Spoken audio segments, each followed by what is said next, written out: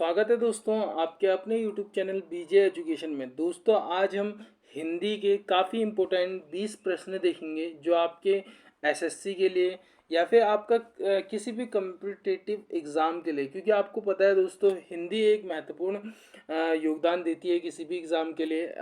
अगर आप SSC GD की देखें तो 20 नंबर की हिंदी आती है। अगर आप उत्तराखंड में पटवारी और आपका फॉरेस्ट गार्ड कनिष्ठ सहायक देखते हैं तो उसमें भी हिंदी अहम योगदान निभाती है। तो ठीक है, हिंदी के काफ़ी इंपॉर्टेंट प्रश्न हैं, देखते हैं।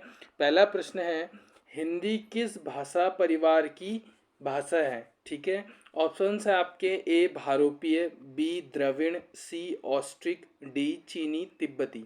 तो हिंदी किस भाषा परिवार की भाषा है?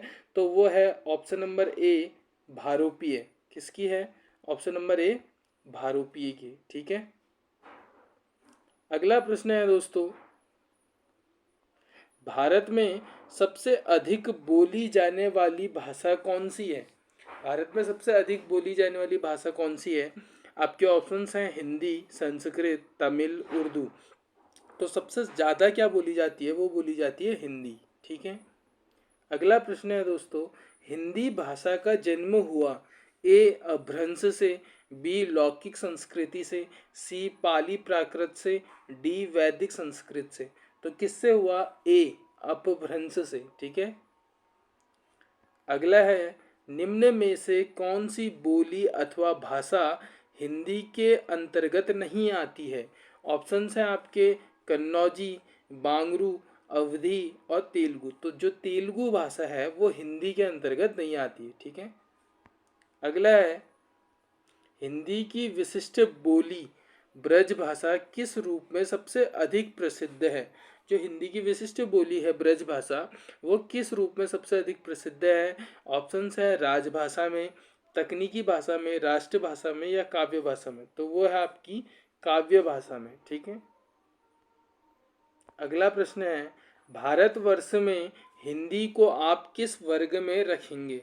ठीक है, राजभाषा में, राष्ट्रभाषा में, विभाषा में या तकनीकी में। तो हम किस में रखेंगे? राजभाषा में। अगला प्रश्न है, काफ़ी इम्पोर्टेंट है, ढूढ़ाली बोली है कहाँ की है? ढूढ़ाली बोली कहाँ की है? पश्चिमी राजस्थान की, पूर्वी राजस्थान की, दक्षिणी राजस्थान की या उत्तरी राजस्थान की? तो ये हो जाएगा आपका पूर्वी राजस्थान की। ठीक है, अगला प्रश्न है, ब्रजबुली नाम से जानी जाती है। ठीक है, ब्रजबुली नाम से जानी जाती है। ऑप्शन है आपके पंजाबी, मराठी, गुजराती, पुरानी बांग्ला। तो राइट आंसर क्या होगा आपका? पुरानी बांग्ला को ब्रजबुली नाम से जाना जाता है। ठीक है, अगला प्रश्न है, प्रश्न संख्या 9 है, निम्न में से कौन सी भाषा देवनागरी लिपि में लिखी जाती है? ठीक है, ऑप्शन है आपके गुजराती, उड़िया, मराठी, सिंधी। तो इसमें से आपकी जो मराठी भाषा है वो देवनागरी लिपि में लिखी जाती है। ठीक है, प्रश्न संख्या 10 है दोस्तों, एक मनई के दुई बेटवे रहीन, ओ माँ लहरा अपने बाप से कहिस, दादा धनमा जवन हमर हमर बखरा लागत होय तवन हमका दे दो। यह अवतरण हिंदी किस बोली में है? ठीक है, ये जो अवतरण है वो किस बोली में है? ऑप्शन है भोजपुरी, कन्नौजी, अवधी और खड़ी बोली। तो इसका राइट आंसर है ऑप्शन नंबर सी अवधी। ठीक है, अगला प्रश्न है दोस्तों, निम्न में कौन सी भाषा संस्कृत भाषा की अपभ्रंश है? ठीक है, संस्कृत भाषा की अपभ्रंश है। कौन सी भाषा है?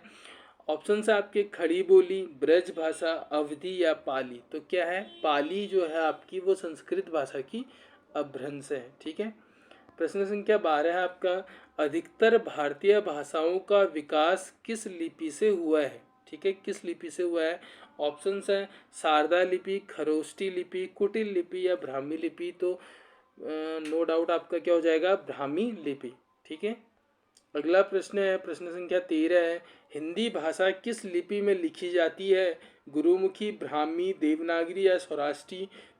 तो आपका हो जाएगा ऑप्शन नंबर सी देवनागरी। ठीक है, अगला प्रश्न है, प्रश्न संख्या 14 है, वर्तमान हिंदी का प्रचलित रूप है। ठीक है, जो वर्तमान हिंदी है उसका प्रचलित रूप क्या है? ऑप्शंस हैं आपके अवधी, ब्रज भाषा, खड़ी बोली, देवनागरी। तो क्या है? खड़ी बोली। जो वर्तमान हिंदी है उसका प्रचलित रूप क्या है? खड़ी बोली। ठीक है। अगला प्रश्न है, प्रश्न संख्या 15 है, हिंदी भाषा की बोलियों के वर्गीकरण के आधार पर छत्तीसगढ़ी बोली है। ठीक है। छत्तीसगढ़ी बोली क्या है? पूर्वी हिंदी है, पश्चिमी हिंदी है, पहाड़ी हिंदी है या राजस्थानी हिंदी है? तो यह है आपकी पूर्वी हिंदी। ठीक है, पूर्वी हिंदी। अगला प्रश्न है, काफ़ी इम्पोर्टेंट है, निम्नलिखित में से कौन सी पश्चिमी हिंदी की बोली नहीं है? पश्चिमी हिंदी की बोली नहीं है। ठीक है। तो ऑप्शन है आपके बुंदेली, ब्रज भाषा, कन्नौजी और बघेली। तो जो आपका ऑप्शन नंबर डी है बघेली, यह पश्चिमी हिंदी नहीं जबकि पूर्वी हिंदी में आता है। ठीक है। अगला प्रश्न है, काफ़ी इम्पोर्टेंट है, अनुच्छेद से रिलेटेड है और हिंदी भाषा से रिलेटेड है। भारतीय संविधान में किन अनुच्छेदों में राजभाषा संबंधी प्रावधानों का उल्लेख है? ठीक है। तो आपके ऑप्शंस हैं 343 से 351 तक, 434 से 315 तक, 443 से 135 तक या 334 से 153 तक। तो राइट आंसर है आपका ऑप्शन नंबर ए, जो 343 से 351 है उसमें राजभाषा संबंधी प्रावधान है। ठीक है। प्रश्न संख्या 18 है, दक्षिणी भारत हिंदी प्रचार सभा का मुख्यालय कहाँ स्थित है? ठीक है। तो इसके ऑप्शन है आपके हैदराबाद, बंगलौर, चेन्नई या मैसूर। ठीक है। तो इसका राइट आंसर है ऑप्शन नंबर सी, चेन्नई। ठीक है। अगला है आपका प्रश्न संख्या 19 है, काफ़ी बार बार पेपरों में पूछा गया है, हिंदी भाषा के विकास का सही अनुक्रम कौन सा है? ठीक है। 1 नंबर आपका इस वीडियो से कंफर्म समझो।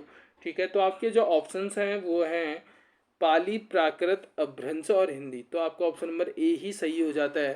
पहले पाली भाषा आई, फिर प्राकृत आई, फिर अपभ्रंश, उसके बाद हिंदी। ठीक है।